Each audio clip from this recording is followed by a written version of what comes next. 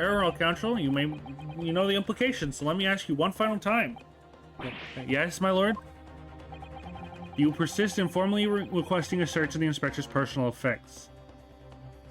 Search someone else, right?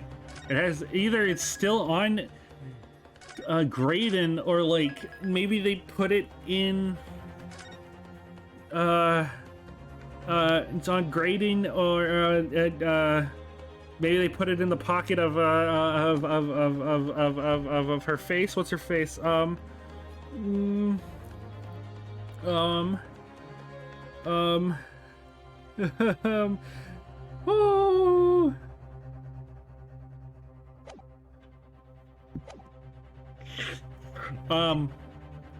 my god, oh my god, oh my god, oh my god, oh my god, oh my god, oh my god, oh my god, oh my god.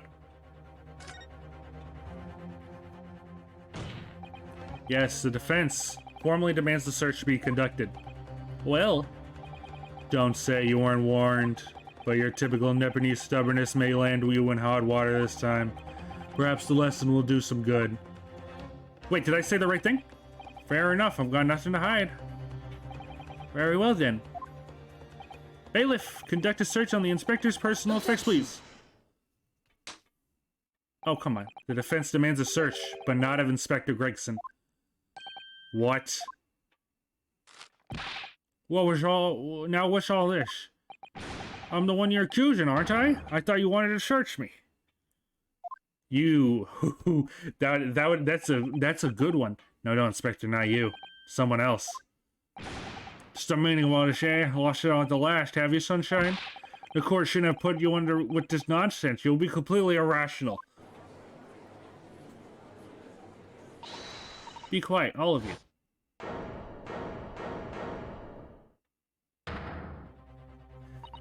Reno's doing what you all told him to do and having the courage of his convictions. So you should respect that and listen to what he has to say in good faith. Because that's the British way. Is it the British way? All I heard is that they trash Americans. That's like a thing I know. They're like, ah, Americans think differently? Nah, they trash bub. Oh yeah, young lady. Indeed, this court is in awe of the defense counsel conviction and eagerly awaits his next words. You what? Don't be so hasty, my lord. If I'm not mistaken about the things I've seen in court today, I'm fairly certain that I know who has the disc at this moment. There's only one person it could be. I was saying it while I was thinking of Gina saying he slipped it into his pocket or something. No, Gregson attacked Nash on the stand. Take that! Of my lord, Mr. Nash Skulkin. Well, I never. Yeah, blind me, him. Very well then, bailiff. Restrain the witness and conduct a thorough search of his personal effects. Hold it! Please, my lord. Inspector. Scotland Yard, has to object to this search. Objection! Unfortunately for you, Inspector, your objections carry no weight here. Eh? In this courtroom, only the prosecution and the defense have the authority to object. But Lord Van Zykes, I have no idea what forces are in play that might influence your actions. But personally, I have no intention of obstructing the course of this trial. Bailiff, carry out the search. Oh, me oh my, I don't know nothing. Nothing about no disc. Cut it out! Ah! Here, my lord, in the witness's pocket. I found this. Good lord, that's another music box disc. I don't know nothing about it, nothing.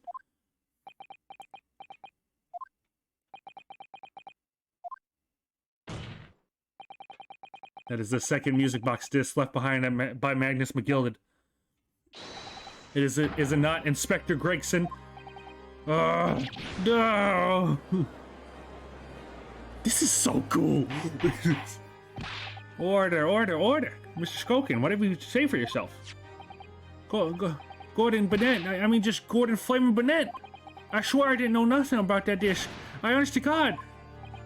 Counsel, would you please explain what exactly is going on here? The alleged deal that was struck between this witness and this detective, no? Without question, my lord. Then for pity's sake, why on earth was this man in possession of the disc that the inspector traded for information? Inspector Gregson is a shrewd, calculating man who rarely loses his composure. But at one particular point in this trial, he exhibited some unusual behavior for a brief moment. I don't recall. What unusual behavior? It was, yes, during my cross-examination of Mr. Graydon. Tell me, Mr. Graydon, when you left the pawnbrokery that night, was it by any chance with the second disc in your jacket pocket? I admit to nothing of the sort. While Graydon was answering my questions, the inspector appeared to have grabbed Nash Skulkin by his coat and was shaking him violently. Yeah, you did have him. I thought he was noggin. I thought my noggin was gonna fall clean off. I did. I was wishing I'd been born as my brother. I was. What exactly happened to make that detective attack you like that? I ain't got a clue. You just suddenly turned and grabbed me whilst looking at me like you started shaking me. Why the blazes didn't you mention the third gun when we get down to the station? That's what he said. Yelled it right in my ear hole, he did. Me ears started throbbing now. The way the detective behaved then was extremely out of character. But looking back now, must have been then that he did it. That was the opportunity Inspector Gregson created for himself in order to hide the disc. Well, bless my wig, he hid it. You. Afraid I fail to comprehend the motive here. If the detective acquired the disc he was after, why on earth would he then proceed to hide it in another man's pocket? This is a court of law. He could have submitted the item as evidence. It would appear, my lord, that the inspector was not at liberty to do that. Why ever not? As the man himself revealed earlier, his current assignment has some special conditions. Gregson, my orders were, recover the medium, you should convey the secrets leaked from the ministry, and do it on a QT, strictly hush-hush. Oh my god, bro, everything is turning upside down. Hush-hush, a top secret assignment it is. As far as we're aware, the information stolen comes from confidential government communications. I need water. I got me water. It would seem that if the information were to be revealed in court as evidence, it would be problematic. Does that sum up the situation, Inspector? I'm operating under direct orders from the ministry. I'm afraid I'm not at liberty to answer that question. So, realizing there's no chance that you may be searched here in court, there was a chance. You took steps to hide the disc you had acquired from the witness. Does this mean he only pretended to attack Mr. Skulk in order to get close enough to him to slip the second disc into his pocket? So it was all pretense?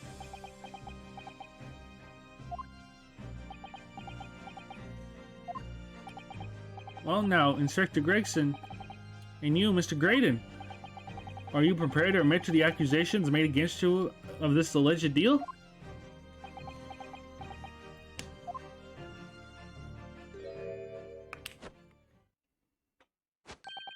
Admit to it. Yours truly, please. Oh no, I knocked out my headphones. Oh god, wait, hold on. Oh god, okay, wait, hold on. Replug them, I'm getting too excited. Okay, nothing broke. We're good. We gotta go. I'm so excited. We're at the turning point. We're basically here, Mr. Graydon. Clearly, our Eastern visitor is an uncommonly active imagination. However, there's no proof that I passed the disc to the inspector. Objection. But then, how do you explain the reason why you knew about the people? I am under no obligation to explain. What? Yep, I lied in my testimony. That's how I admit. So sentence me accordingly. That's all I admit. Murder, leaking government secrets, striking a deal with the detective. Oh, this is your young Eastern man's fancy. I have no idea what any of this is about. You... What? He's still going, the big man. Well, what about you then, Inspector Gregson? You admit to making a deal with Mr. Graydon in order to acquire the disc? Ladies and gents of the jury, as your Scotland Yard Inspector, I will declare this and nothing more. I am acting in the best interest of the country. Whatever I've done has been in the name of justice. So, as members of the public of this fine country, I'd like to think that justice will be your guiding light when you're making your decisions.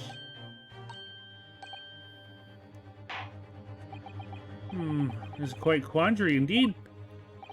Rarely have I encountered such extraordinary tumultuariness in the concluding of a trial. Nonetheless, in the absence of any further evidence to be presented, I believe it is time that we put the matter to the jury for their final leanings. Hell no, as a fellow servant of the Queen. Oh no! Guys, really? I must say I'm sympathized with the old inspector. Yes, he's a dependable man, I'm quite sure. In service, one becomes a good judge of character. Even crossing your eyes doesn't help when it comes to looking at this case. It's all blurred to me. Well, as a fellow professional, I like to put my faith in the detective, really. Great, and decide the skilled operator. Stop. Currently in presence of idol. Stop. Detective is very much trust in eyes. More than this, I cannot say. I don't believe it. These 6 jurors are... They're gonna believe Gregson. If they declare the decision now... Is Jeannie going to be found guilty? No. If I don't manage to produce some definitive evidence right now, then we're gonna lose. Either some proof that Graydon killed Windybank and stole those governance secrets, or some evidence to force Gregson into admitting that he struck a deal with the witness. Well then, counsel, I think it's time I impose on the jury to declare their final decisions, no? That is, unless you have some compelling evidence you have thus far not presented to the court. If I let the jury call the juror, if I let the judge call on the jury to announce their leanings, Gino will be found guilty. So there's no choice then, Reno. We have to throw some more evidence at him. Do we have any more? Well, what else do we have? Give us the second disc. Maybe it has 4 Graydon on it or something. This is it now. It all comes down to this. Who do I present evidence against? Gregson or Graydon? Oh no. We either have to... Oh god, which one did we prove? This is like the... farewell, my turnabout, when you have to either... Oh god. I don't know.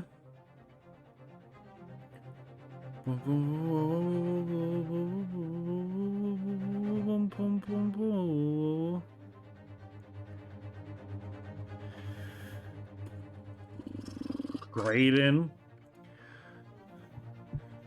The only thing I can think of is that we have the second disc. If we play them both and it's Morse code, we basically got him. It's one final piece of evidence I'd like to go to for you to see. You misguided fool. Whatever you intend to show me now, you'll be wasting your time. I have nothing left to lose. Hoo-hee-hoo. Ha. I assure you, I have nothing to omit. This is my last chance. It looks like I'm going to have to force his hand here. Hold on. This is my last chance. Looks like I'm going to have to force his hand here. One final piece of evidence to get him to admit to the deal he's clearly struck on the stand. Music box. Take that! Is that Mr. McGillicuddy's particular music box, counsel? Where'd my water go? With this disc already in place. Yes, with the disc already in place, ready to play. Did I drink it all? Oh my god. Perhaps now would be a good time to listen to the sound produced by the box again. Only this time, with the second disc we've just discovered set in place as well. Bum, bum, bum, bum, bum, bum, bum. Goodness, the disc council. No, wait, no, I cannot let you do that. Why not? Because, well, because it got nothing to do with this case, that's why. Objection. Not true, Inspector. The defense has already proposed that the sounds heard by the court earlier from this music box were part of a Morse code message. We know the Morse code comprised of 2 distinct tones. The defense believes that the second disc contains the second tone needed to complete the message. And now we have a chance to confirm the theory. For crying out loud, Sunshine, we're talking about state secrets here. Good thing I'm not from your state, bro. You letting this whole country room hear confidential information like this is treason. Then do you admit the charge? And in order to protect those state secrets, you engaged in unlawful dealings with the witness? You're mad. Let that secret information out in the public domain. You'll be making an enemy of the entire British government, you idiot. Objection. Let's not forget, Inspector, that you, a Scotland Yard officer, leaked confidential case details to a witness. Then you continue to lie to the court, and all because by means fair or foul, you're determined to do your duty. Well, by fair means or foul, I'm prepared to do mine. Don't you dare.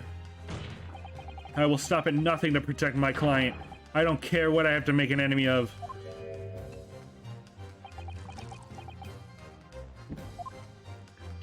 My lord, if you please, the court must hear the sounds made by that music box.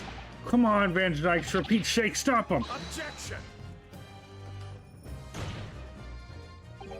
Inspector, you should know my methods by now. I'm a prosecutor. I'm no Scotland Yard puppet. In this courtroom, my duty is the law, so let me propose a toast to uncovering the truth by fair means or foul. No! Hey, you're the loser, Van Sykes. Farewell, the defense stance here and that of the prosecution has been made very clear, I feel. Therefore, in accordance with the defendant's request, the court will now listen to the music box set in operation once more.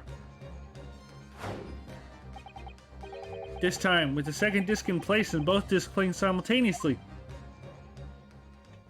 Gregson, you have.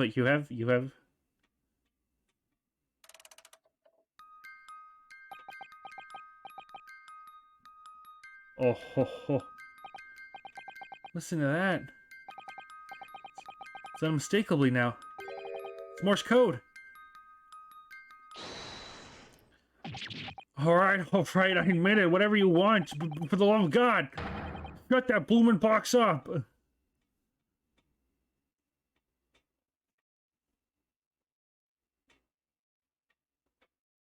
Oh my God. Let me ask you again then, Inspector Gregson. Did you, or did you not, strike a deal with the witness next to you in the stand, Mr. Ashley Graydon? Specifically, did you furnish the witness with confidential details in exchange for this music box disc? Did you reveal the existence to people in the pawnbroker storeroom door, Inspector?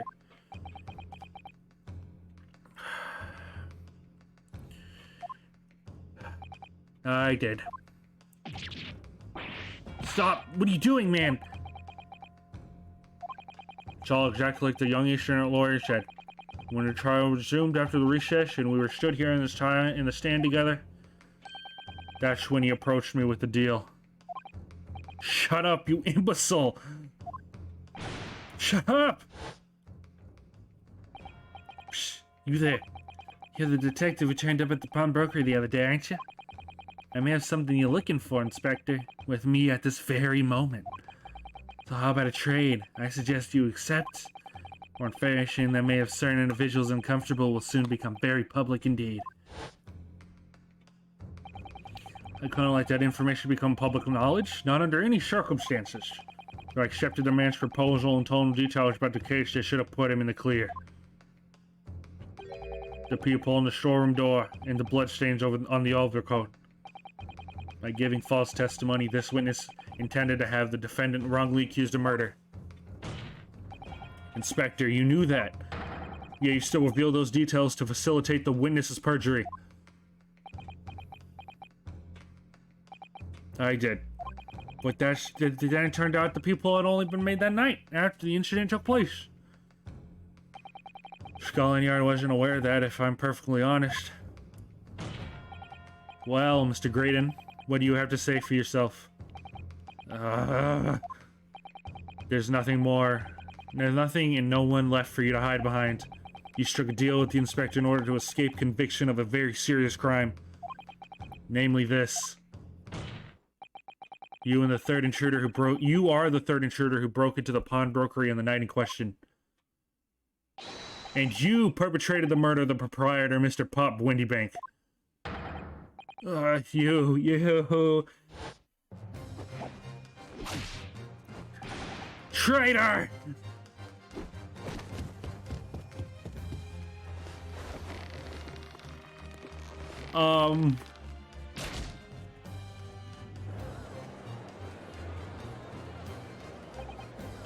Bailiff! You trained that man! At once!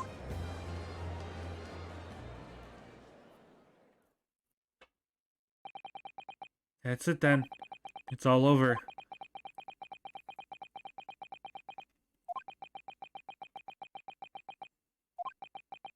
Really leaving me in suspense here. I despise my life growing up. Those slums are vile places. I was cursed from birth, born into poverty, that son of a penniless artisan. My parents did nothing but quarrel all day long. What little money they had was never spent on me.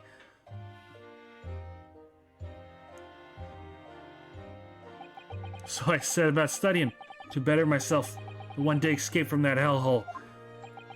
And you eventually became a communications officer. I admire your determination. But then you decided to try and steal government secrets? Incel. Why?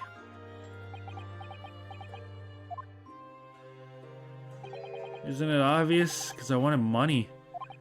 Even now, years later, the nightmares of my life and the slums wake me up in the small hours. I wanted to drown them out with more money than anyone who lived in the Squirreler could ever imagine. But one day, I met him. Mr. Magnus McGilded. You're a fiend with square talent, so you are. I'm money to throw your way if you're interested. All you need to do is go along with me little plan now. It's to steal the ministry's telegraphic messages logs, and Mr. McGill would buy them for a handsome sum. I was responsible for inspections of the ministry communications office. It was a simple enough task. The lure, the devil's offering, how easy it is to succumb. But you must certainly have realized the seriousness of the crime you were committing. And for that reason, I took great lengths to ensure that my actions were untraceable. By using the music box. My father was a brickmaker, though my mother divorced him when I was still a child. Yeah, Mr. Mason Milverton. That's right. He was very skilled with his hands. He'd once been a music box maker's apprentice. I imagine his skills would be sufficient to create a machine that would generate Morse code. So I sought out my father again to employ his services. It was the first time I'd seen him since I left the slums 10 years earlier.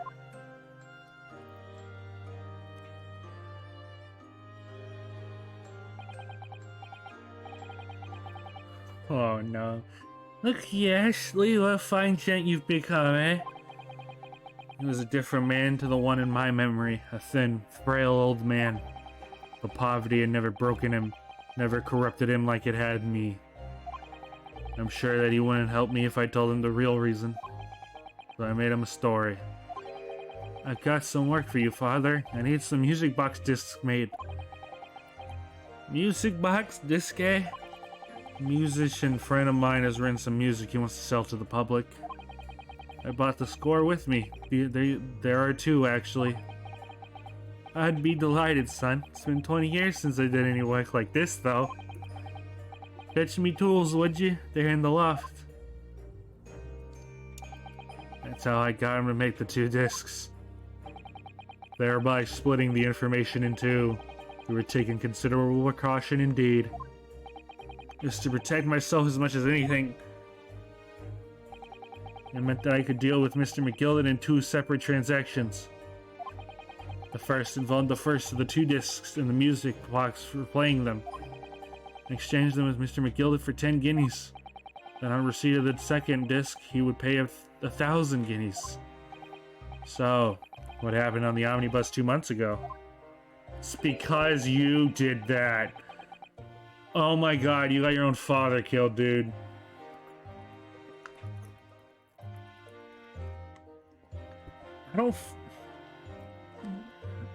I always hear stories about how kids who grew up in poverty will try so desperately to never want to go back there if they gain success. And it really is tragic. The links that they are willing to go to make sure that doesn't happen. And it seems like Mr. Graydon here is just another one of those people.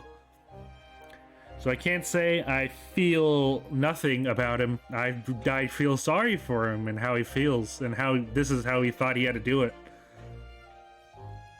Well, he just did something else, Graydon. You were successful. It's greed. You already had everything. You just wanted more to make sure it never fell apart. Was the second part of a deal? The exchange of the second disc. Yeah, I sold that man information that way a number of times already. It seemed he became reluctant to part with his money. But that doesn't quite make sense, Mr. Graydon. But why wasn't this on the... why wasn't that on the omnibus 2 months ago? Your father, Mr. Middleton, was the one dealing with Mr. McGilden and not yourself. And I received 1,000 guineas after my first completed dealing with Mr. McGilden. Decided to give 200 to my father for his troubles.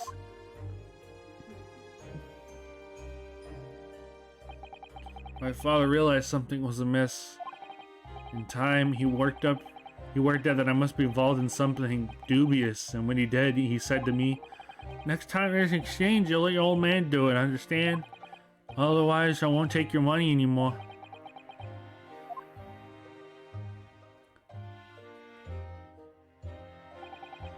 That was my father's way of dealing with it, I suppose. Climb on the omnibus, hand over the second disc, and take the money from Mr. McGilden. That's it. He had no idea what was actually on the disc I asked him to make. He never knew. Just like I never know why everything went so horribly wrong that night. All I know is that the disc was taken from him, and he never returned home.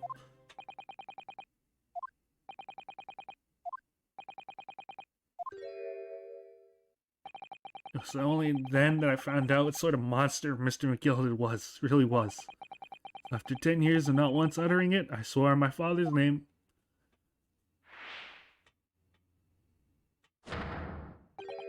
To exact revenge. Revenge? As anyone with even the remotest knowledge of the man will no doubt be able to imagine, McGilden brought all his wealth and influence to bear in the most despicable of ways. To crush any semblance of justice in his trial. The crime scene was tampered with, evidence was fixed, and witnesses were bribed. The trial 2 months ago was a farce from start to finish. My feet barely touched British soil back then, and I walked in that hornet's nest completely unaware of the sinister background to it all. I had made plenty of money back at my dealings with Mr. McGilden by then, so I spared nothing in my arrangements 2 months ago. I knew exactly who to hire. So if you're willing to pay the price, there are people in this city willing to do anything you ask. McGilden himself has shown me that. Are you saying that? I think you had the picture now. Peter's twisted everything to his favor in this courtroom to ensure that he walked free. I took the matters in my own hand and delivered the justice that monster deserved. You killed him? In a tragic accident following the trial here 2 months ago, it was planned and executed by yours truly. McGilden's death that day was caused by this man. Everything is ready, sir, if you'd like to follow me into the courtroom. What's this, officer? 'Tis sooner than I was led to believe. Hope it's not inconvenient, so there's some changes to the schedule. Well, I must be making tracks now. 'Tis time for the inspection. I'm gonna examine the omnibus again, so I'm told. I'm asking if I could be present for it myself.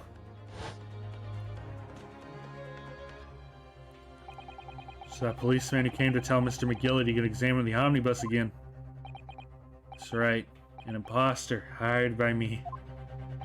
Mr. McGillicuddy used his wealth to manipulate the trial. He paid people to adulterate the omnibus with all manner of false evidence. He threatened witnesses to lie in their testimony.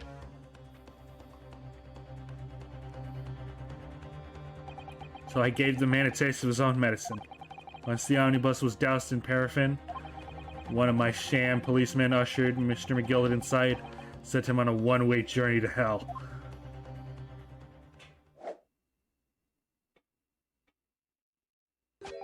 An eye for an eye. That's how I avenged my father's death. Wow. Oh my god. Yo, this kind of makes the runaway room look like trash, bro. I have never been a fan of half cases leading into another case, or you have to play another case to get the full story of another, right? So knowing this makes the runaway room just that much more infuriating to play, in my mind. I still don't like it.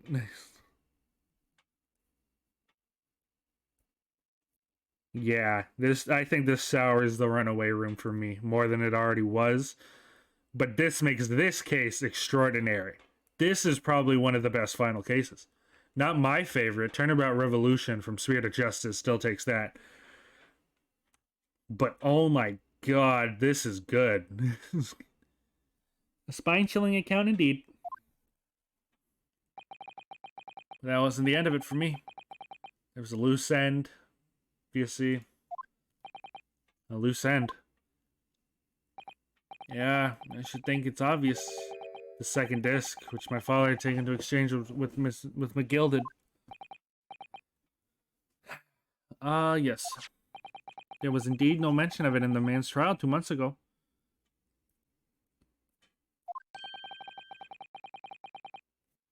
Clearly because it had been removed from the scene of the crime.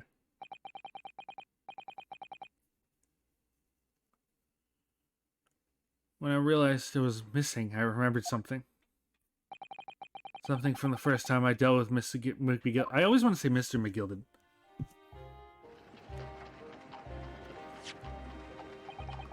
This is the first of the 2 discs in the music box you need to play them. Well, look at that now. What an ingenious little invention. So then, as promised, 10 guineas for you, young man. What's this? Windy Bank's Pawnbrokery. Yeah, it's a pawnbroker's ticket, so it is. You can use it to redeem an article I dispose there for you. There's no need to give it a name. Just hand over the ticket and tell the fiend to watch the watchword. But a jewel in your pawn for you. I'll fetch you a good 10 guineas if you sell it, so it will. Never heard of a pawnbrokery being used in quite the way before. You have not, Mr. McGillicuddy? London's pawnbrokeries are very useful places, you know. Each one is like an extremely secure vault.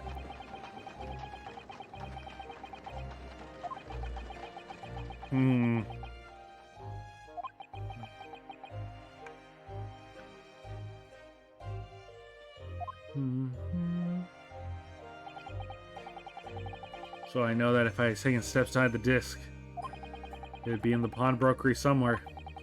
That on the night he killed my father, he must have entrusted the ticket to somebody. Yeah, to Gina. I remember now. That's when we first met you at Windy Banks that afternoon 2 days ago. You had a description of Miss Lestrade wearing down. How did you know who you were looking for? From the trial, that pickpocket's testimony was clearly peculiar. Anyone could see that. I realized immediately that she was another of McGillicuddy's pawns, and he must have threatened her somehow. I was fairly convinced it would be her who had the ticket, so I started to make some inquiries. I had a strong suspicion that girl would come out of the woodwork on the redemption deadline. He was absolutely right. And yeah, sure enough, she did. All I needed to do was wait until the girl went to the Windy Banks to redeem the articles. But unfortunately, she redeemed only Mr. McGilded's overcoat and the one disc that was in his pocket. So important music box for the second disc inside was missing. Because it was already forfeited 2 days earlier. I was unaware of that fact. Had it not been, I could have avoided my nighttime excursion. Meanwhile, as our investigation onto the stolen government secrets was progressing, we picked up on the fact that Mr. McGilded was involved. Inspector, you've recovered fast. My orders were to recover the stolen information as quickly as possible. So we started gathering the fellow's possessions and examined whatever we could lay our hands on. We had full-scale investigation going on at the yard, but we had to keep it as quiet as we could.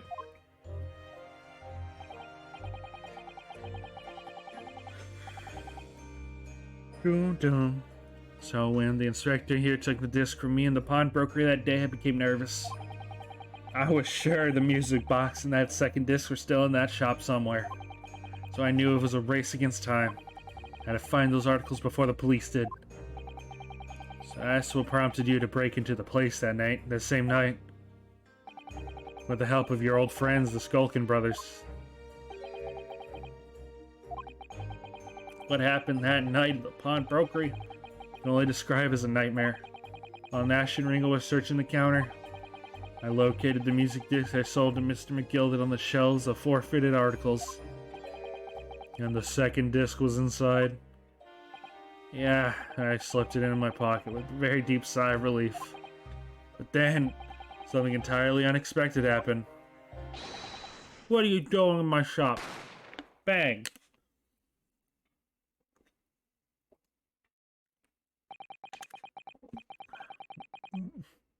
A gunshot rang out in the shop, and I felt a sharp pain in my left arm.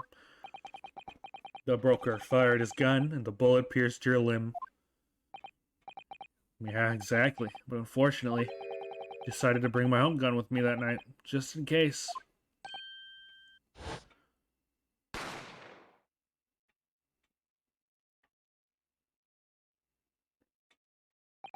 Before I knew what was happening, I fired back. Man had already turned to flee. I had intended to fire in his direction, much less kill him. Fortunately for both of us, that bullet hit home. Struck him in the middle of his back as he fled through the storm door for refuge.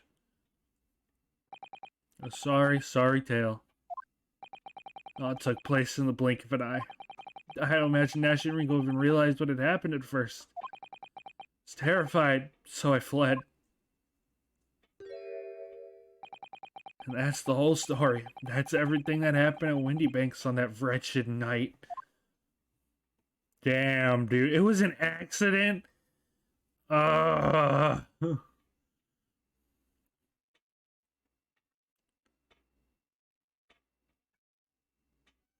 cats are at my door. They're asking to meow.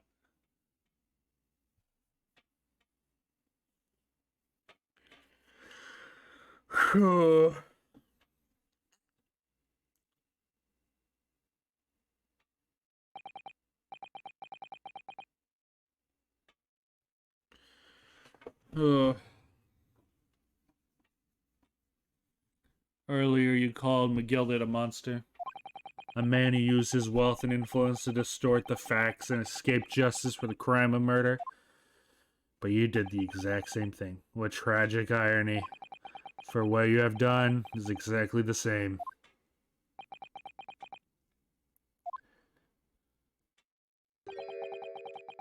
You've become the very monster you saw and despised so deeply in McGilded.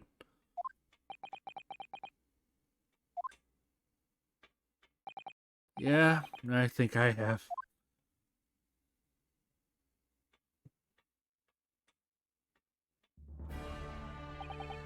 Well, this has been a long and exhausting trial. However, it would seem that at last we arrived at the truth. Inspector Gregson, what of Ashley Graydon? He's been restrained, my lord. He's been escorted to the yard. He's been charged with the murder of Mr. Windybank. and the stealing of government secrets. Very good. And you, Inspector. Regrettably, you will have to face charges yourself.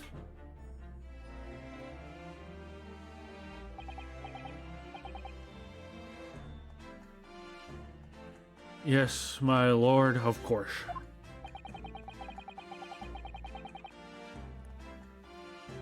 It transpires that you were complicit in helping a criminal escape justice. That fact remains whether or not you were doing so in line of duty. The crime is a serious one, Inspector, and inexcusable. Now to defend it, Machina Lestrade. Yeah. It is time for the final adjudication. And the jury ready, Mr. Foreman?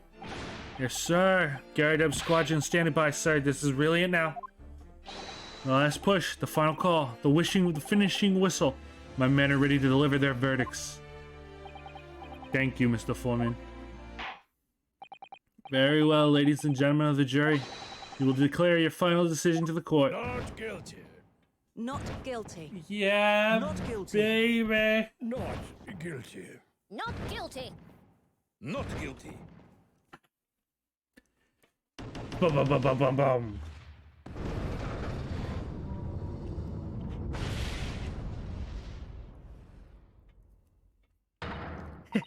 That's the stuff. And I'm off the hook.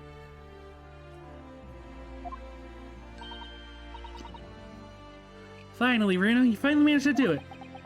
Finally is the word. I really wasn't sure if you'd come out on top for a while there. See, he was right. You're the best lawyer in the world. Miss Lestrade, I'm not finished with you yet. Eh? What are you looking at me like that for? We start enjoying your freedom. There are certain other crimes to consider, Eh? 2 months ago, in my courtroom no less, you gave false testimony, did you not? And in relation to the trial today, not only did you unlawfully enter Windy Bank's pawnbrokery, you also attempted to abscond with Mr. McGillicud's property, it seems. Eh? No, I did nothing of the sort. Of course not. Not like you were gleefully wearing Mr. Gillard's coat in your cell yesterday or anything. Ah, and just when I was getting excited about throwing a party for Ginny this afternoon. And turning our attention to the defense. Determining that when played together, the music box containing the message in Morse code was... Well, it was certainly a most unexpected revelation, Counsel. Quite so, my lord. The prosecution was caught entirely off guard. In fact, I think we should applaud my learned friend Courage here today. I propose a toast. And to demanding the government secrets be decimated before the entire court. I'm very sorry about that. It's the only way I could get Inspector Gregson to admit that we'd done, so... If I may say something on that point. Isn't that... It's, about the sound produced by the music box before. I do wonder if that was really Morse code at all. What? What are you saying, madam? Oh, well, it's just that I'm really rather fanatical when it comes to Morse code, you see. So much so that the whole world seems to be covered in dots and dashes to me, in fact. Goodness, madam, an unhealthy level of obsession, one feels. I must say that in my opinion, the sounds produced by those two discs were nothing more than that, a meaningless series of two different tones. Oh my god, was Graydon not actually doing anything? What? What? Can that really be... It wasn't Morse code after all? My lord, the defense would like to listen to the music box again. Are you off your nuts? How many times do I have to tell you those discs contain material secrets, Sunshine? This courtroom is not an appropriate forum to discuss the nature of the government's communications. We know Mr. McGill conspired to trade national secrets with our enemies, secrets acquired from Mr. Graydon.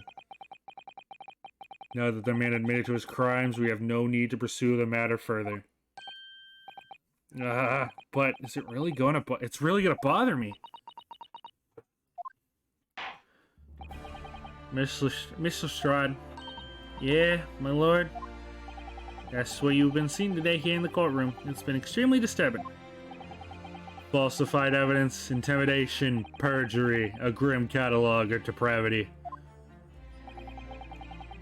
Appalling experience to befall any child. Come on, ain't nothing I didn't see most days in the back slums. I beg your pardon? If you're weak, you pay for it. That's just how life goes. Gina.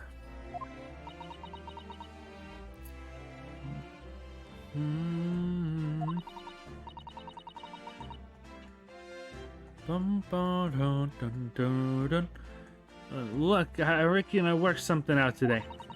Well, ain't fair, but if you want it to change,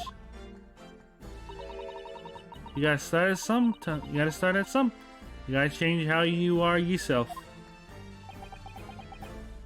Boom, boom, boom, boom. Very laudable lesson, I would say.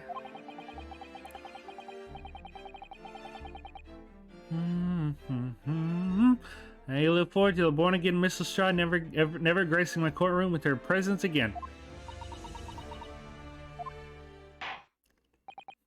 Now, with regards to the murder of Mr. Bob Windybank, proprietor of a pawnbrokery business on Baker Street, I hereby declare the defendant, Miss Gina Lestrade, not guilty. Woo!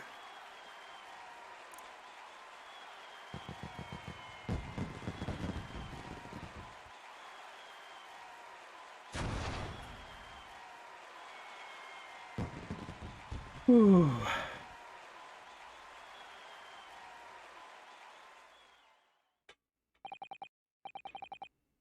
That is all. The court is adjourned.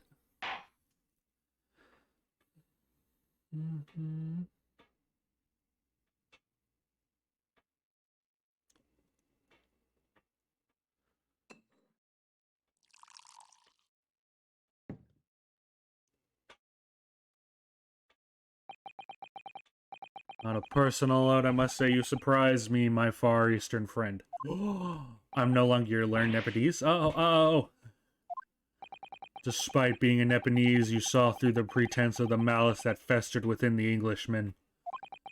And at the same time, saw through the grime to the surprising heart of your English client. You have a curious talent for judging character, especially considering our very different cultures.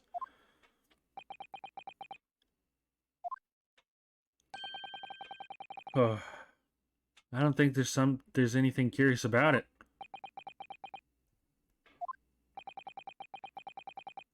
Whether we're from the Great Empire of Great Japan, whether we're from the Empire of Great Britain or the Empire of Japan, we're all human beings. We're not so different on the inside. You know, I took this case for one very simple reason. To lock swords with you once again here in the courtroom. You did. When I encountered you for the first time 2 months ago, it reminded me of toasting friendship and trust with another Nepalese, only to find my trust betrayed. Through you, I hope to look into the eyes of the man I once knew and try to understand.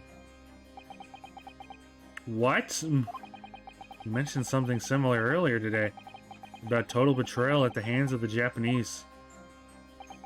What happened exactly?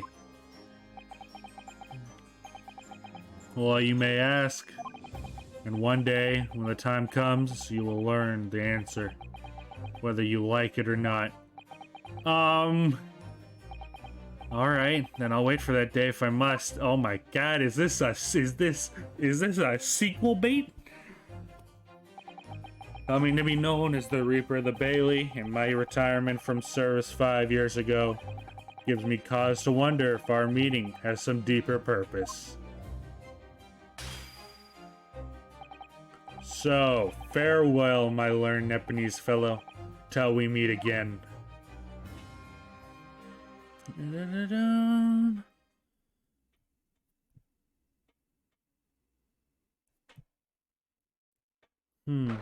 Give me the victory music, baby. April 17th, 5:24 p.m. The Old Bailey, Defendant's Antechamber. It's done. It's over at last. Excuse me. But where's Iris disappeared to? Hey, Gina. Congratulations, Gina. I knew it all along.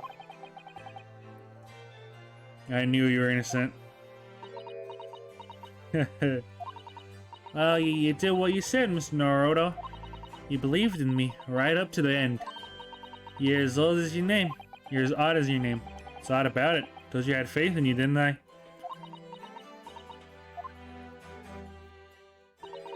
No one ever said that before, see? Got to promise, I mean, properly. It's awful. Figured something out today. All my life growing up in the slums, I never trusted no one. That's just cause I've been scared of being stabbed in the back. I mean, the more you trust someone, the more it hurts when they let you down. Yeah, I think I can understand that. After all, I had a taste of it in the trial 2 months ago. Chose to trust someone and paid for it. Their betrayal left a big scar. You know, though, Gina, I worked something out quite recently, too. Trusting in someone else is really an exercise in learning to trust yourself. And when your gut tells you it's the right thing to do and your trust is rewarded, there's no better feeling in the world. And I have to thank you for reminding me of that valuable lesson. Oh well, if you say so. I don't mind if it fell out of sense to me, though. I'm trying to say that putting my faith in you, Gina, has been a real pleasure. For crying out loud, pack it in. I suppose sort of feel the same way. I mean, sometimes trusting someone else is, you know, alright. Thank you. This is the way I see it, Ryunosuke. A defense lawyer is only as good as his faith in his clients. And that comes down to how much faith he has in himself. After this experience, I'm starting to feel like I understand what you mean. Kazuma, am I living up to your expectations? Am I turning out to be the lawyer you believed I could be? Pardon the interruption.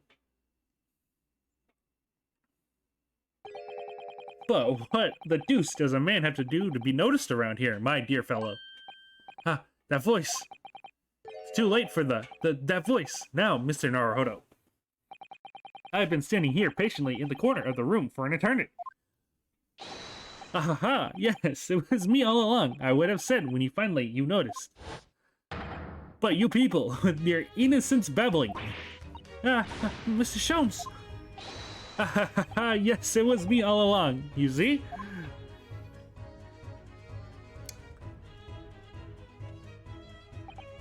I'd assumed you'd been taken back to the hospital, to be honest. Indeed, I was, but I managed to escape again. Oh. I happen to be aware of one or two foibles of the doctor who was tending me. I merely made my knowledge of them known to the man, and he happily issued me an absence of leave. How above board. But enough of my adventures.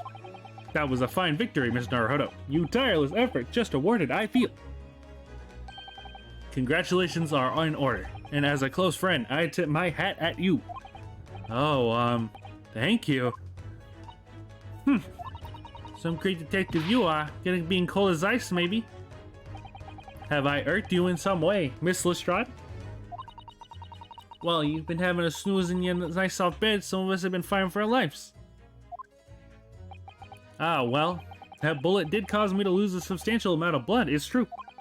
So I have indeed been feeling somewhat cold. Not perhaps as cold as ice, but, well, I have a feeling. Could you take your hands off my neck, please, Mr. Sholmes? And in some way, I suppose congratulations are in order for you too, Miss Lestrade. What's that supposed to mean? Why so half-hearted? Well, naturally, it isn't my intention to alarm you, but an acquittal in a trial with that particular prosecutor is perhaps a little precarious. Well done, Mr. Shums. Not alarming in the slightest. Oh, the Reaper, you mean? Because anyone who found not guilty in trial was working on Winds Up Dead anyways, is that it? The very point I was trying to make. It is exemplified by the fate of Mr. McGilded, in fact. Hoo-hee-ha! But of course, I pay no attention to such irrational drivel myself.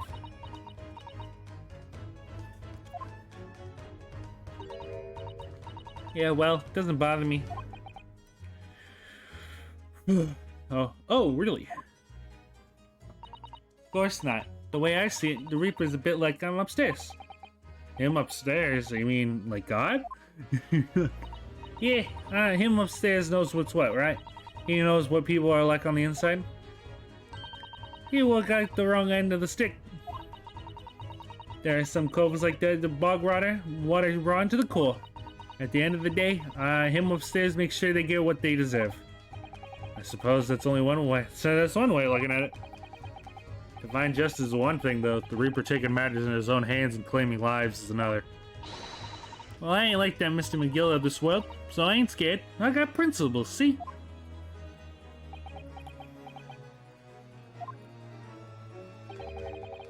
A trait in yours which to be admired, Mr. Strahd.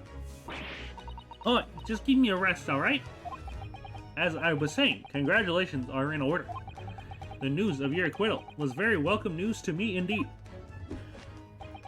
Let me express my heartfelt congratulations, Gina. Ooh. Well, there you are, Harley. How long have you been here? Honestly, I went to the main entrance specifically to meet you there. Ah, Iris, my dear, I do apologize. But wait until I tell you what happened. This pair made utter fools of themselves. What happened? As you know, I have a penchant for disguise. I was hiding in the room dressed as a bailiff. These dolts didn't notice my presence at all. They had no idea.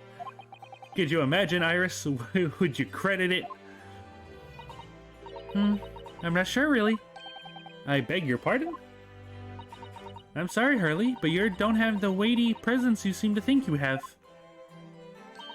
In fact, you really ought to be careful about that. I was gonna land you in trouble one day.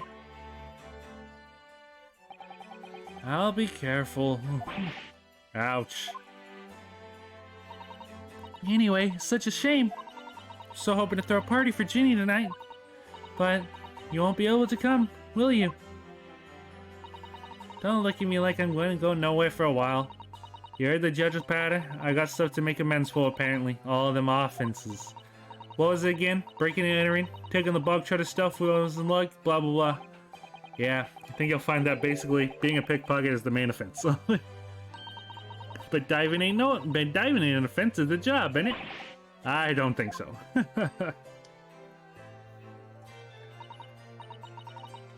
But it still got me thinking all this. Maybe I should start looking for another line of work. I mean, you didn't start off as a lawyer, did you, Otto? Well, no, but I would never pickpocket. Well, anyway, I reckon it would make a change. I'm gonna do something for all of us like me. I'm gonna do something for all of them, a lot like me from the slums. Something that would make a difference for them. That's a wonderful idea, Ginny.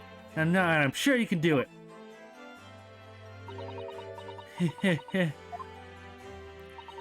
What is it?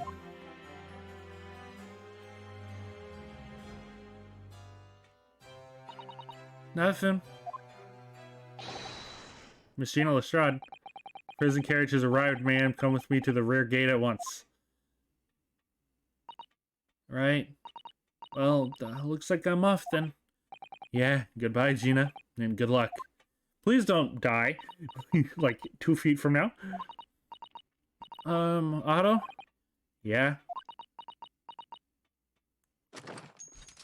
By God, she really be doing the grenade launcher. Ah! What was that for? I don't know. I mean, I always say so. Ah, indeed. Perhaps the situation calls for a phrase hitting hitherto missing from your vocabulary, Miss Lestrade. Eh? On occasions such as this, I would recommend a simple thank you. Oh. Oh yes, it's good advice, Ginny.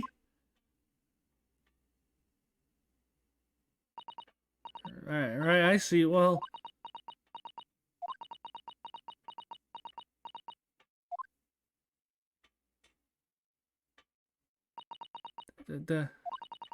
Thanks, Otto. Oh, no, don't do this to me. Thank you for everything, what you've done, for believing in me. Oh God, no, I knew it was coming. It always does this. Not at all. In fact, that should be my line. Thank you, Gina. They baited me. They baited me with that.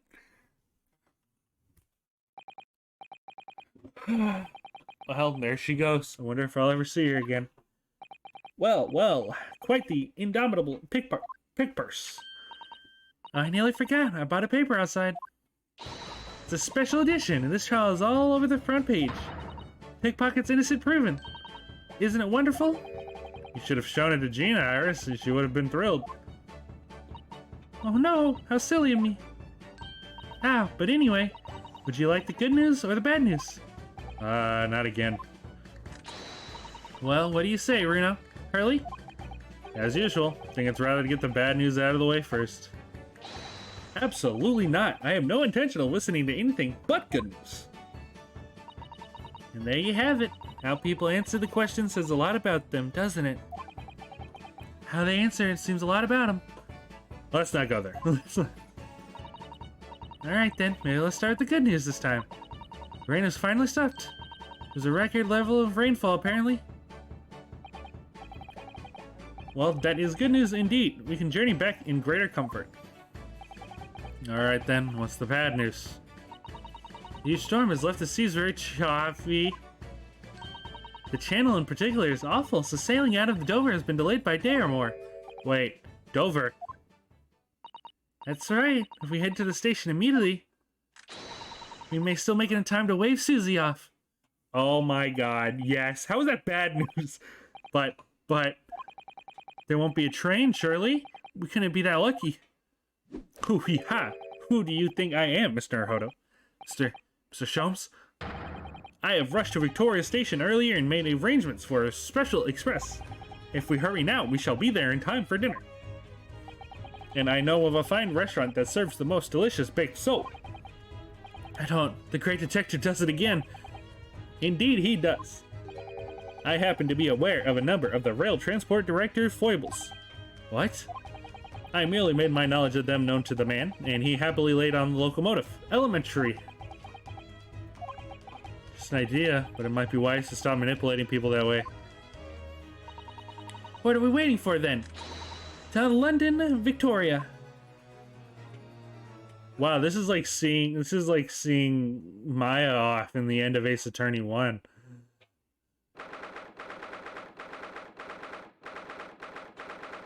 April 18th, 5:32 a.m. Port of Dover, Quayside? That took somewhat longer than I had anticipated. Yeah, I mean, it was like way longer. Susie's boat must about to be leave now. Suzuto, where are you? There she is. Over there, look! Looks like she's reading something.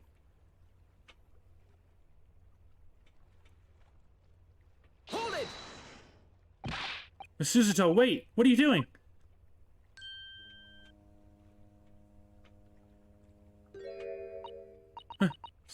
Mr. Naruhodo, what are you doing here? Came as soon as we could after the trial. I mean, we heard the sailing were being delayed due to the bad weather, you see. Oh, I see. Then you tell me, how did Gina's trial go? It went well. She was acquitted.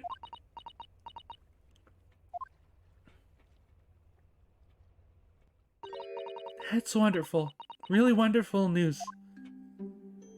Don't do this to me twice. Don't do this to me twice. I'm gonna cry again. The book you're about to throw in the sea. It was your Encyclopedia of British Law, wasn't it? Oh dear. I was hoping you hadn't seen that. I'm not worthy of practicing law in any way now. So, I was saying my final farewell. You were saying goodbye to law, you, Suzuta-san. Would it be correct in assuming it was because of the people, Miss Suzuto? I deliberately altered the scene of a crime, and then I try to hide the fact. What I did is utterly unforgivable. That reminds me. How did you even come to have this, Susie? On the evening of the incident, Mr. Sholmes had invited Gina to dinner, if you remember. Oh yes, we had a wonderful time. Well, Gina gave me a little introductory lesson, didn't she? To the art of pickpocketing, I mean. Oh, that was so much fun. I stole Reno's armband. Yeah, please don't do that again, Iris. That band's very important to me. Well, if it's so important, you should pay more attention to it. You didn't notice for ages. On a whim, I thought it'd be fun to see if I could take the cat flap-o-mat, and I put it on my sleeve. Really? My voice is giving out. And I'd rather forget about it until I found myself in Mr. Windybake's shop with it later that night. I see. And then... bang. Ah! Mr. Sholmes! Mr. Sholmes! Leave me, Mr. Naruhodo. Right.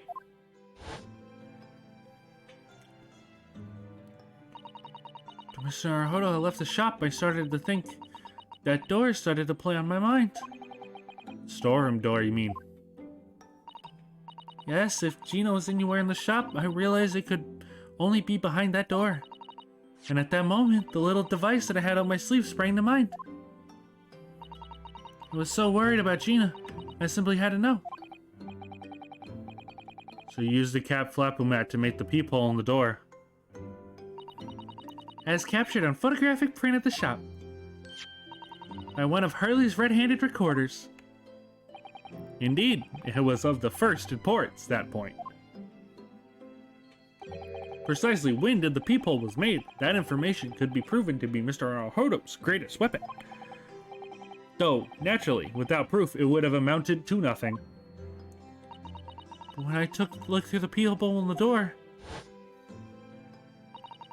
the sight that met my eyes made my blood run cold. Thoughts started to run through my mind. I remember that trial 2 months earlier.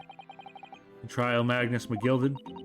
I thought about how he had manipulated the evidence and arranged false testimony to secure his freedom. It made the British justice system feel very dark and sinister to me. And then, a terrible thought occurred to me. What if someone wicked criminal is planning to do the same thing now? Because from the appearance of the crime scene, it looked exactly as though Gina had shot Mr. Windybank. Even though I was sure it would never have done such a thing.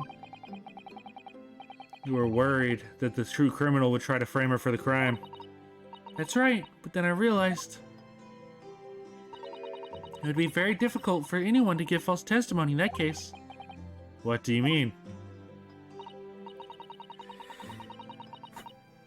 Well, the crime appeared to have happened behind the door of a locked room. If someone to claim falsely to have witnessed it, there could have been a way to see beyond the door. Ah. For which, a peephole would be the very thing. Only the peephole I made wasn't actually there until after the crime had been committed, of course. And the criminal, you would know that, so it would make it any difference. But the possibility of a rather ingenious trap was there, was it not? A trap? Is that why she did it? So is this why you kept it secret, Susie?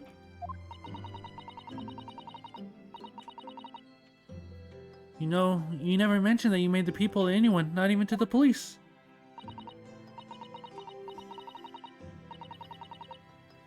I know, and I knew at the time what I was doing was wrong, a criminal offense even. So I decided to confide in Mr. Sholmes. It was Mr. Naruhodo who was completely backed into a corner with no other possible means of escape. The truth about the people could save him. That was my plan. She really does think of everything. But then, why didn't you just tell me everything before the trial began? My dear fellow, you are not thinking straight. If she had done that, it would have rendered you complicit in the whole escapade. You could have been disbarred if you had seen to have knowingly tampered with a crime scene. So Miss Suzuto decided to shoulder the burden of responsibility alone. For your sake, and Miss Lestrange's. Miss Suzuto, you're the best legal assistant. The truth is, when it happened, I did it because I lost a little of my faith in the law. Oh.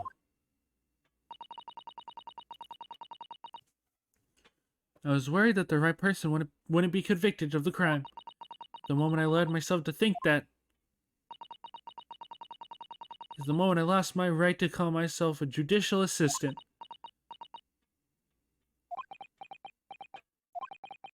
What you did isn't comparable to what he did. Graydon is the one who lied in the witness stand, using the people as a way to implicate Gina. And besides, the people inconsistency hadn't existed, I'm not sure she would have been acquitted in the end. Miss Suzuto, what you did saved Gina's life.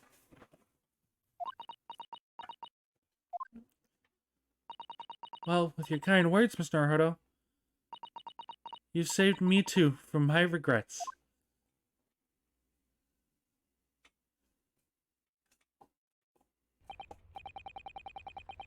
Well, we must be all thankful that Miss Lestrade's freedom has been assured.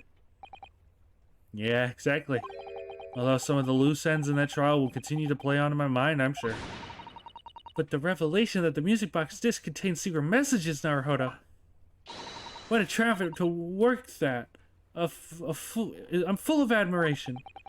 Well, actually, that arrangement wasn't quite as compelling as I thought it was. That argument. Oh, it wasn't. There was a communications officer among the jury members, you see, a telegraph operator. And she said the majority of the sounds on the disc were just meaningless tones. As one would expect, after all, we are talking about secret government communications. No doubt they were written in cipher to avoid being readily understood should they be intercepted. In cipher? I see. So then we can never have hoped to understand the message anyways. Nonsense, my dear fellow. It's quite a zero-pipe problem, I assure you.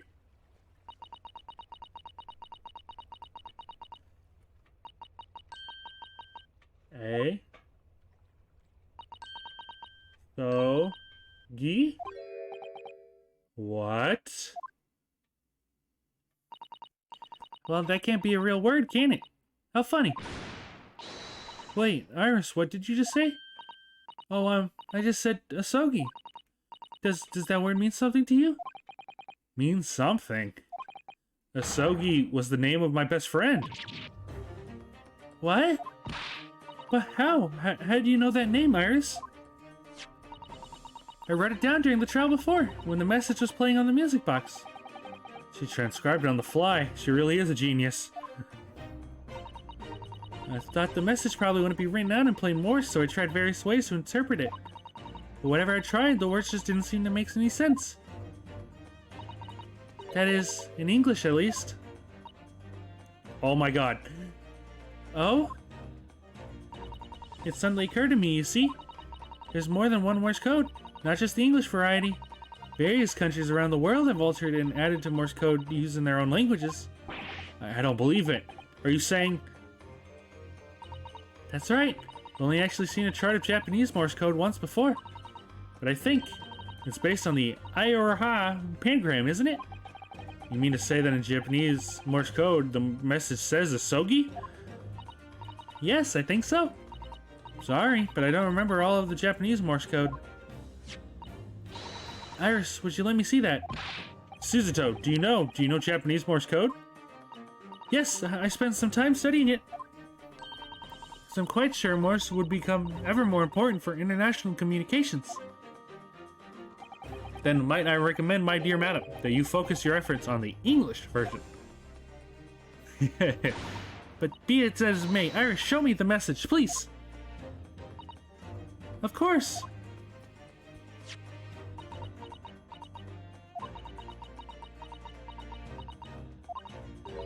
But what could this possibly mean? Whatever it is that long sequence is supposed to... Whatever is in that long sequence of supposedly meaningless dots and dashes has made the color drain from Suzuto's face. There's no doubt that this message is written in Japanese Morse code. So the British Empire must be using Japanese for its secret communications. I don't understand the reason why, but the message appears to be a list of 4 people's names. 4 names. The first is Kei Sogi. Masogi. Kazuma Masogi. Why? Why was his name on that disc? The second is A. Shin. Shin. I don't recognize that name. The third is T. Gurgison. Gregson? Ah, it would seem Tobias Gregson is the 3rd man on this list. What's his name doing in a secret government communication as well? And the last name... What's the matter, Miss Suzuto? What's the matter, Miss Suzuto? It's just so strange, it's so unexpected. Oh, what is it, Susie? Don't keep me in suspense. The last name is J. Wilson. Oh my god, yo, chills? What? What? Wilson? John H. Wilson? You mean Daddy? It says only J. Wilson, so I'm afraid I can't be sure. Then after the 4 names, it reads, if I translate from Japanese, that is all 4. And that's the end of the message. Or rather, the end of what you noted down, Iris. I just can't believe it. Who would have ever thought that those discs contain Japanese Morse code? Not to mention a strange list of some disturbingly familiar names. It would appear that this particular message is in a communications of some kind between Great Britain and the Empire of Japan. So Daddy could be in Japan then, where Susie and Runo come from. Oh, well... No, it's not very likely, really, is it? I mean, there are thousands of people with the surname Wilson, there's just so lots of J's among them. Professor John H. Wilson, visiting professor of medicine at the Imperial Yumi University. We can't tell Iris about that now, we just can't. It's so strange, somehow solving the case of Mr. Windybank's murder today. I feel like I've rolled back a boulder at the mouth of a very dark cave. I do wonder if perhaps it's a dark cave that we shouldn't go wandering inside. Who knows? Who knows, Suzuto? Oh my god, now I really want to play the second game.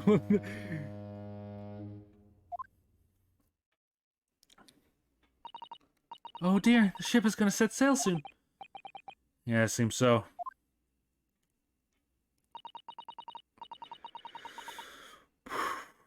I'll set sail on the steamship first to the port of Dunkirk in France. Then I'll change on a larger passenger vessel bound for Japan. You're really going then, Susie? We wish you a safe passage, Miss Suzuto. Thank you so much. I wish you all the very best. Miss Suzuto, I had hoped to have you always at my side to guide me and support me. So Naruhodo, please come back soon. As far as I'm concerned, you really are the very best judicial assistant in the world. I'm quite sure I'll be back before you know it. Really, Susie? Oh, now don't forget, Iris. I made you a promise I've yet to fulfill. A promise? About your manuscript. Oh yeah, the Hound of the Baskervilles. Well, I'll be waiting for you then, Susie. A promise is a promise. Definitely, Iris.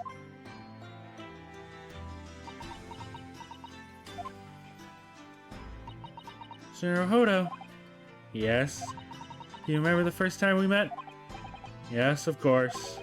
On the SS Burrow when I was dragged out from the wardrobe, still half asleep. If I remembered rightly, you threw me halfway across the cabin with the Suzuto takedown. You know very well that I'm talking about after that. Strange, but being thrown together as we were in the case, I somehow felt straight away. You were the perfect person to continue Kazumi-sama's great legacy, Mr. Sato. And my instincts were right. I really want to believe. No, I'm sure that... I'll be back soon. Farewell until then. God, what an ending. What? And now I have to play Mass Effect 2 before this. It's just the rules. Somehow we seem to have come to the end of the adventures of Ryunosuke Naruhodo. Or the first volume, at least. There they go. We brought Wagahai with us? Looking back now, it feels as though fate has led me on this journey.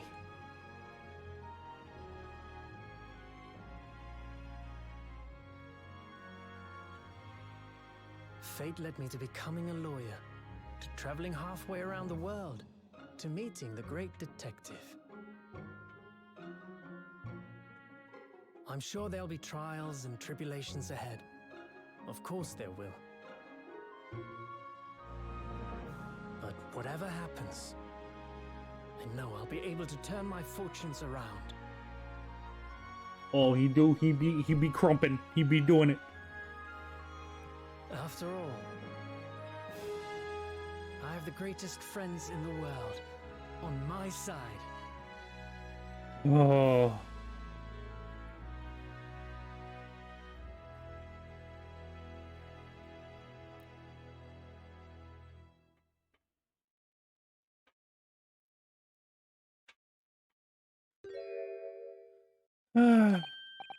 Yes, Mr. Naruhodo.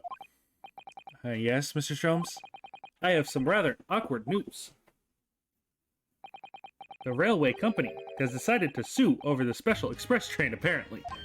Huh? Caused such a commotion on the line, all the other trains had to wait at stations. But really, we would never have made it to Dover in time otherwise. Ooh, yeah. Anyways, I explained everything and how it was all your fault. Huh? I believe a formal complaint should be delivered to your office tomorrow. But not to worry, my dear fellow. According to Miss Suzuto, you love defending yourself in court? Huh? Oh my god, this is exactly how they all end in Ace Attorney. It's alright, I'm perfectly happy to testify. He really didn't look like the sort of man who'd do something so outrageous. See? Mr. Sholmes. Yes? A word, if you don't mind. Why, certainly. Any word you like. Bellow it out, my dear fellow. Oh yes, I love Reno's words, and you know just the one he'll use here. Say it. Then, I really must say it. Objection! Oh my god! That was awesome! Hit me with the credit sequence. Shu Takumi, you failed, but like, you did good at the same time. I think you lost your touch. You better have your second game to prove me otherwise. In the following weeks, hundreds of music boxes arrived at Baker Street from all over Europe. Something was afoot, though it transpired had I ordered them all myself. And so I advertised them for sale with used by Mr. Sholmes to solve an important case. And the money I've earned, consulting detective work pays a pittance by comparison. I'll save it for after. I know they always talk. I know Ace Attorney games, like, I know how they work. I haven't slept a wink. This manuscript is due tomorrow now. And I'm this busy, Hurley usually cooks me breakfast. Well, cooks is an overstatement for some dry toast and spade coffee. I do miss Susie and her lovely Japanese breakfasts. I don't know. I think I still like Yamazaki? Is that how you do it? The guy who wrote the second... Witness, your testimony is riddled with contradictions. Exactly. Really do rare Coben coins hide under rare stakes themselves. Well, I don't. Your son knows his father is an innocent man. Or are you calling my son a liar? Witness says the courtroom is no place for your petty arguments. Bum bum bum bum bum. Trying to remember voices. Dun dun dun dun dun dun. Having delivered the Russian dancer to shore in Shanghai, I lay low on the steamship for a while. But last night, I apprehended an extremely suspicious Japanese national on board. I've done nothing wrong. All I did was give Wakasai offering arbitration in my pocket. A man bringing some kids on board and suddenly he's a hardened criminal. It's not fair.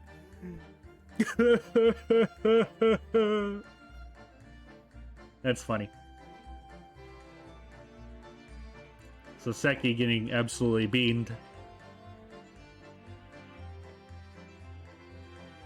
Scientific investigations will be the gold standard for policing in the new age.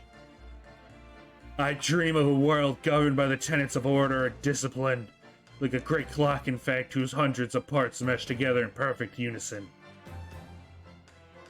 Now, if you excuse me, I have but 2 minutes and 37 seconds until my next appointment. I have to speak fast. These usually go extremely fast, so I gotta be prepared. Dun dun dun dun dun dun.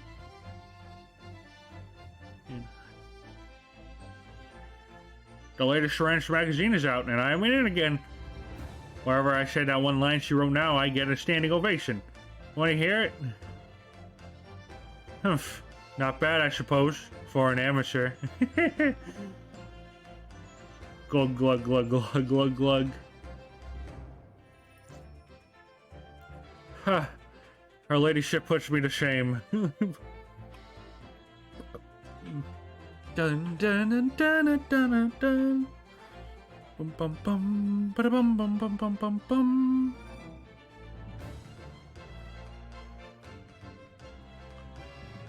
I'm visiting an old girl on a daily basis, of course. Joni, my old jailbird.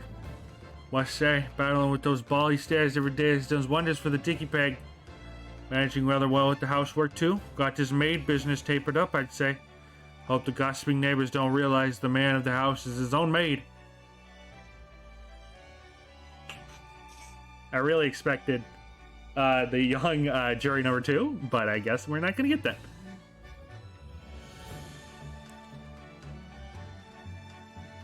My Rolly is back on the beat again, all thanks to the Reaper. There's nothing I enjoy more these days than hunting out small changes in the gutter. I'm a better Bobby now, looking out for London. There's their jobs and dropping pennies and my lovely wife. Oh, Pat. Oh, Rolly. Literally the cutest couples ever. I like them I like these characters. It's the Gyarados I had a problem with. Except Joan was really a problem, but Mr. Gyarados was really cool. Looks like I'm gonna be doing time for a bit now. But Iris comes every day for him so it's not too boring. She's always going on about all them cases what Sholmes is looking into. Criminal investigations are kind of interesting when you get into them. Yeah, they are. Yeah, I have a I'll do an extremely in-depth review. I say review, but like I'm probably just gonna be like, this is why this case is decent or why this case is awesome, kind of thing. Yeah, I renounced my upbringing and chose a life of sophisticated crime. But regrets, please. Give over, bruv. This ain't the Ash we used to know. We got time in here to plan the comeback of Middleton and Skulkin's milk run, right? The Three Musket Wolves sits milking the neighborhood for all it's worth. Oh, look at them. What a bunch of... Wait, well, I guess they broke into the place still. I was gonna say the Skulkins didn't do anything wrong, but I guess they still did something wrong, I guess. And they shot Sholmes. So, yeah, you know what, I guess.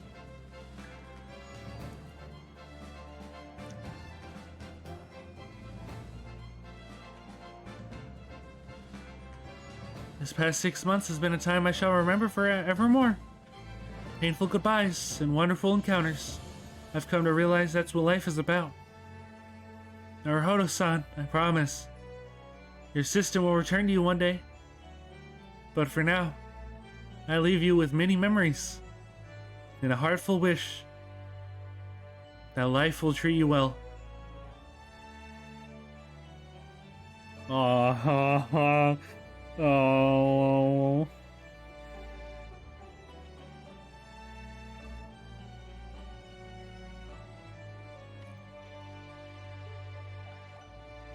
Wow, look at us. Look at us. That's the fun. This is the longest series ever. I'm pretty sure this beats Persona 4 Golden on my channel. I think by one episode. Don't you give me another after credit scene, please, please, please, please, please. That's the thing. Well, I guess for now, boys, I'll leave you here at the credits. And I mean, I guess I said I'll do a really more in-depth thing later. I guess for right now, just my general thoughts. It was alright. It really did not live up to what usually Ace Attorney is, but I don't think that's like it doesn't like my least favorite is Investigations 1, but I still think that game is really good. So I think I put Adventures below Investigations 1, but like it's still good. Don't get me wrong. Like I'm not saying it's trash. Everyone and their mom is always like, oh, you know what? Turnabout, Serenade, Big Top. Garbage, like literally the worst thing ever written in fiction. My least favorite cases are the kidnapped turnabout from Investigation. That's my least favorite, period. Like I would want to play that game, I would want to play that case never again, but I still really like the case. I know it sounds really weird, but like I guess low standards is what you would call it, but I'm really forgiving. I'm really forgiving about everything, and I really don't mind if something doesn't meet my expectations because there's still something good inside of it. And so yeah, I really like this game. I'd put it below Investigations. Oh, Kazuma, oh my god, no, Kazuma left. Oh no, okay. That's really sad. Petrova, hello. But yeah. Good game. Still good game. Still good game. My least favorite Ace Attorney game, but that doesn't mean anything. That still means it's really good.